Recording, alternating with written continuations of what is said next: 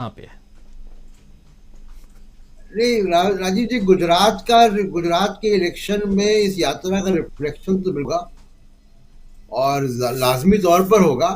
लेकिन एक दूसरी बात आप देखिए कि ये क्योंकि यात्रा लंबी चल रही है और ये जैसे मीनू जी कह रहे थे कि उत्तर भारत में वो दक्षिण से भी ज़्यादा उसका प्रभाव दिख रहा है। उसकी एक वजह तो ये भी है कि उत्तर भारत की भाषा, राहुल गांधी की भाषा एक ही है। दक्षिण की भाषा और उनकी भाषा नहीं एक थी, लेकिन बावजूद उसके दक्षिण ने बहुत बढ़िया रिस्पॉन्स दिया। मैं इसमें दो चीज़ें बहुत इंपॉर्टेंट देख रहा हूँ, खासकर राहुल गांधी के पिछले 2-3 दिन के जो बयान आए मीडिया के बारे में, और ये बड़ी चेतावनी है। चेतावनी ये है कि राहुल गांधी अब एक नए तरीके से एक मास लीडर बन रहे हैं। अब वो कांग्रेस के कोई चुने हुए या मनोनीत नेता के तौर पर नहीं है। वो अब मासेस के थ्रू आ रहे हैं, और इस मासेस के थ्रू जब वो आ रहे हैं तो वो लगातार जिस मीडिया की तरफ वो इशारा कर रहे हैं उसकी साजिशें भी हैं, उसका इग्नोरेंस भी है। और ये मीडिया किसके हाथ में है? ये कॉरपोरेट के हाथ में है। राहुल गांधी यहां से एक मास लीडर के तौर पे इमर्ज होंगे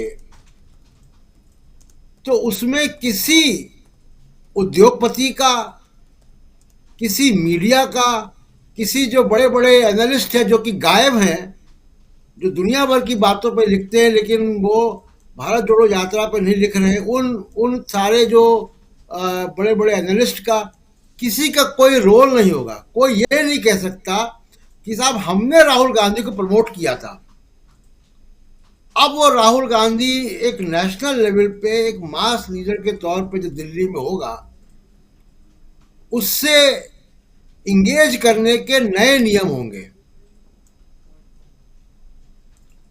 नरेंद्र मोदी के साथ उनको इंगेज करना आसान है, गिव एंड टेक है। राहुल गांधी के साथ इनका बड़ा मुश्किल है।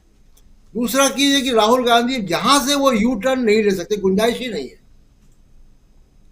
वो चाहे भी तो नहीं ले सकते, क्योंकि जिस तरीके के समर्थन के बाद उनको ये स्थान मिल रहा है, वो अब यहाँ से डेविएट नहीं हो सकते। वो और बढ़ेगा यहाँ से।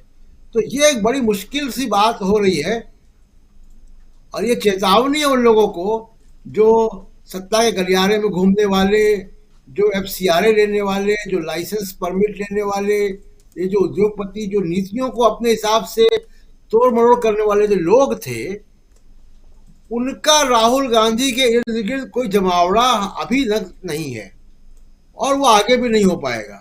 तो वो राहुल गांधी से इंगेजमेंट बहुत होगा। ये दूसरी बात कि पिछले 20-30 साल में आप देखिए राजीव जी, कितना कुछ हो गया। दिन दहाड़े आंखों के सामने बाबरी मस्जिद गिर गई। कितने लोगों को, दलितों पे, मुसलमानों पे लाठियां चली, बुलडोजर चले। रोहित वेमुला को आत्महत्या के लिए मजबूर कर दिया गया। एक तरीके से हत्या ही है वो। हमने तमाम सारे गोलीकांड, हत्याकांड देखे, दलितों के साथ, आदिवासियों के साथ, माइनॉरिटीज के साथ, और इस देश में कोई आंदोलन नहीं हुआ। सिर्फ किसानों के आंदोलन को छोड़कर कोई आंदोलन नहीं हुआ। राजनेता भी ऐसे मामलों पर बड़ा सेफ सा बयान देकर पीछे हट जाते रहे। ये आंदोलन जो हो रहा है, जिसकी झलक आप दिखा रहे थे, ये ये देश की राजनीति में बड़ा परिवर्तन लाएगा, लोगों को बोलना सिखाएगा, अन्याय के खिलाफ आवाज उठाना सिखाएगा, और यह सिखाएगा कि नेता कैसा होना चाहिए। तो आज वो राहुल गांधी जा रहे हैं, तो कल वो दूसरे पार्टियों के नेताओं से भी लोग ये उम्मीद रखेंगे कि वो उनके बीच में आए, वो भी उनके साथ ऐसे ही बिना सिक्योरिटी के, बिना हेलीकॉप्टर के, बिना बंदूकधारियों के घेरे के, वो उनके साथ मिले जुले, हंसे गाए। तो ये एक बड़ा परिवर्तन देश की राजनीति में आने वाला है, जो हम देखने जा रहे हैं।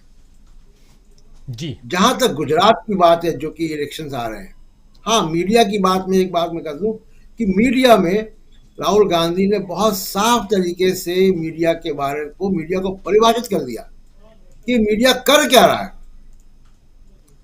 सिवाय दिन रात नफरत फैलाने के अलावा वो कुछ काम नहीं कर रहा है।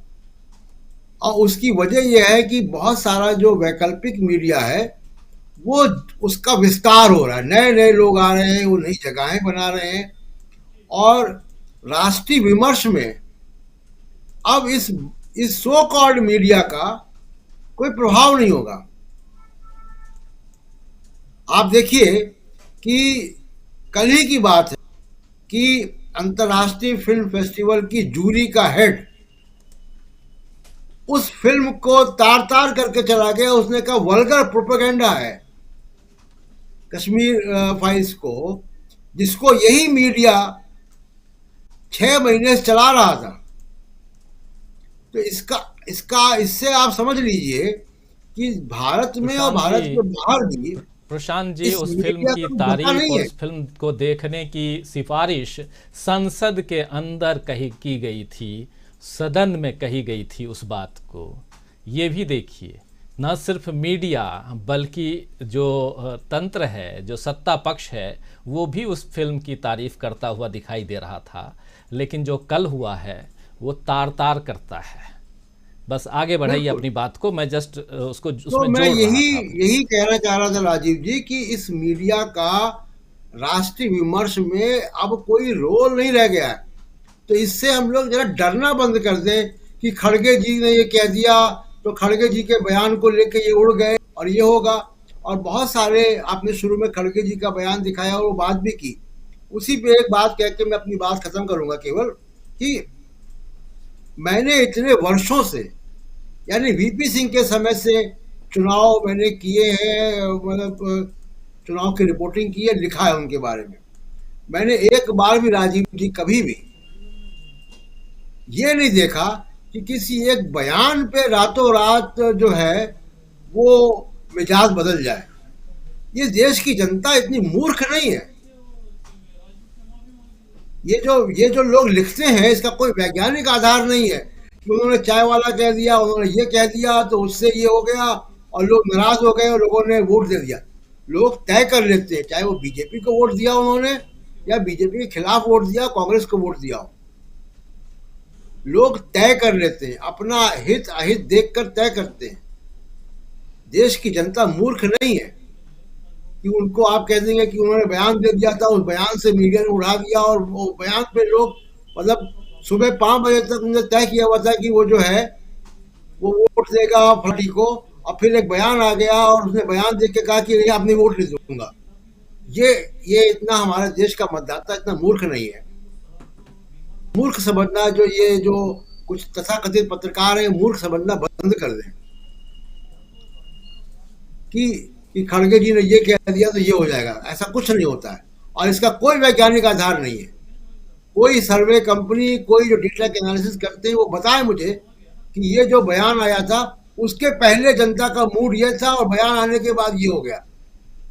इसका कोई वैज्ञानिक आधार नहीं है, ये कोरी बकवास है और ये केवल और केवल सत्ता की दलाली करने का तरीका है। बिल्कुल उसी बात को तो राहुल गांधी पकड़े हुए हैं और लगातार आईना दिखा रहे हैं मीडिया को।